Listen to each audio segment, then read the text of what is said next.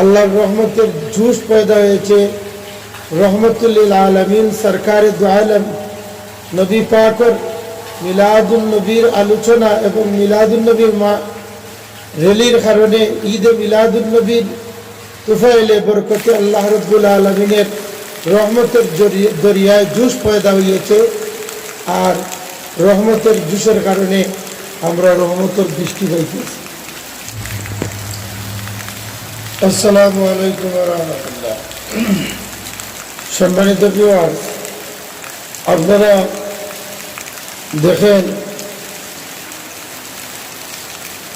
রবিউল আউয়ালের মাস ঢোকার আগ থেকেই শুরু হয়ে যায় বাংলাদেশ না তথাকথিত বিশ্বজুড়ে নবী বিদ্বেষী এক গোষ্ঠী মানুষ আছে, ইহুদি খ্রিস্টানদের দালাল।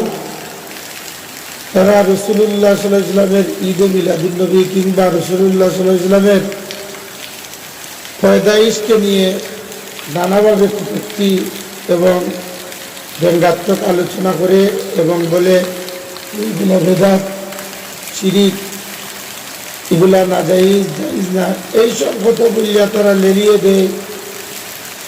আর এদের মধ্যে নবী বিদ্বেষী, নবী করিম সাল্লাল্লাহু আলাইহি ওয়াসাল্লামের ভালোবাসা তাদের মধ্যে নাই। সুতরাং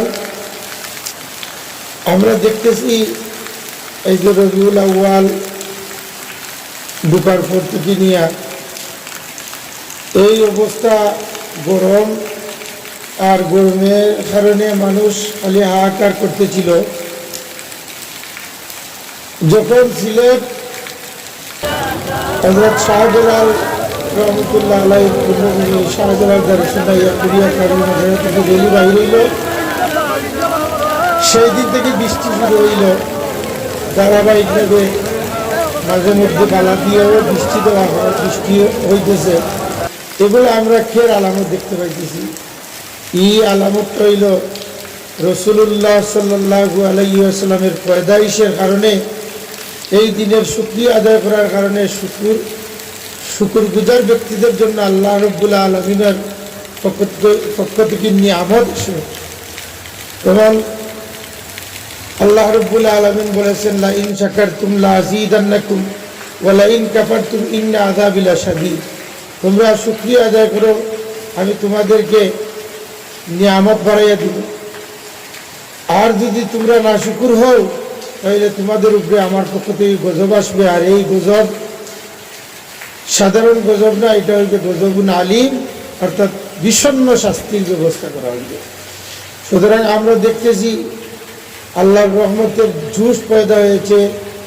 রহমতুল্লিল আলমিন সরকারে দু আলম নবী পাকর মিলাদুন নবীর আলোচনা এবং মিলাদুন নবীর রেলির কারণে ঈদে মিলাদুন নবীর তুফাইলে বরকতে আল্লাহ রব্বুল আলমিনের রহমতের দরিয়ায় জুস পয়দা হয়েছে। আর রহমতের জুসের কারণে আমরা রহমতের বৃষ্টি পাইতেছি।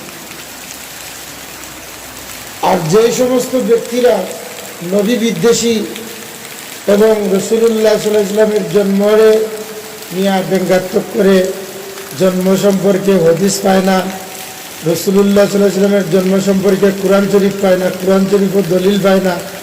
রসুল্লাহ সাল্লাল্লাহু আলাইহি ওয়াসাল্লামের যদি জন্ম না হইলে তো কোরআন শরীফ আইল কোথায় থেকে? রসুল্লাহ সাল্লাল্লাহু আলাইহি ওয়াসাল্লামের যদি জন্ম না হয় তাইলে হাদিস শরীফ আসবে কোথায় থেকে?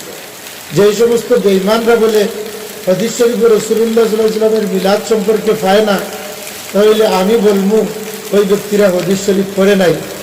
যারা বলে রসুল্লাহ সাল্লাল্লাহু আলাইহি ওয়াসাল্লামের মিলাদ সম্পর্কে কোরআন শরীফের মধ্যে কোনো কথা নাই, আমি মনে করবো ওই ব্যক্তিরা কোরআন শরীফ মোটেই পড়ে না, পড়লেও কোরআন শরীফ সম্পর্কে বুঝে না। গারওয়ালে যেইভাবে কোরআন শরীফ, গারওয়ালে যেইভাবে মন্ত্র পড়ে, গারওয়ালের মন্ত্রের মতো তারা কোরআন শরীফের তিলাওয়াত করে, যার কারণে এই তিলাওয়াতের কারণে তাদের মধ্যে আল্লাহর রহমত পয়দা হয় না, রহমতুল্লিল আলমিনের প্রতি ভালোবাসা সৃষ্টি হয়।